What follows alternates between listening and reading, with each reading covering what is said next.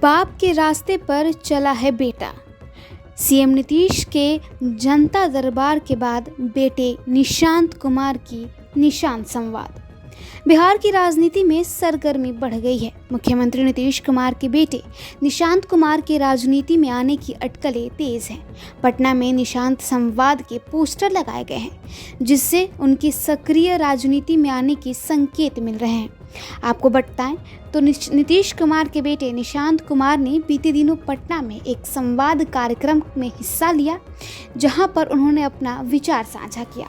दरअसल ये जो निशांत संवाद था वो नीतीश कुमार की सफल जन कल्याणकारी योजनाओं पर परिचर्चा थी, जिसमें नीतीश कुमार के बेटे निशांत कुमार शामिल हुए।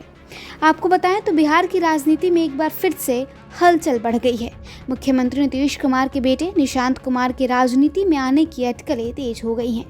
राजधानी पटना में निशांत कुमार के पोस्टर जगह जगह पर लगाए गए हैं, जिनमें उन्हें लेकर संदेश लिखे गए हैं। पोस्टर पर लिखा गया है, माननीय मुख्यमंत्री जी के सफल जन कल्याणकारी योजनाओं पर परिचर्चा, एक विचार निशांत के साथ, निशांत संवाद।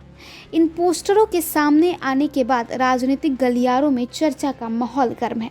कई लोग इसे निशांत के सक्रिय राजनीति में कदम रखने का संकेत मान रहे हैं। दरअसल निशांत कुमार बीते दिनों यानी कि रविवार को पटना में एक संवाद कार्यक्रम में हिस्सा लिया। उन्होंने इस कार्यक्रम का नाम निशांत संवाद रखा गया था। इससे सीएम नीतीश कुमार के बेटे शामिल हुए और उन्होंने अपना विचार सार्वजनिक तौर पर साझा किया। इससे माना गया कि नीतीश कुमार के बेटे निशांत कुमार अब स्पष्ट तौर पर राजनीति में उतर सकते हैं।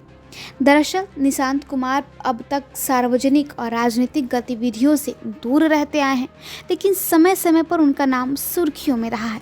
नीतीश कुमार के राजनीतिक उत्तराधिकारी को लेकर लंबे समय से सवाल उठते रहे हैं और इस घटनाक्रम ने अटकलों को और हवा दे दी है। राजनीतिक विश्लेषकों का कहना है कि अगर निशांत राजनीति में आते हैं तो इससे बिहार चुनाव की सियासत में नया समीकरण बन सकता है। फिलहाल सभी की निगाहें जो हैं वो उस संवाद कार्यक्रम पर टिकी हुई थी और इस पर टिकी हुई थी कि क्या नीतीश कुमार के बेटे निशांत कुमार वाकई बिहार की राजनीति में एंट्री लेंगे।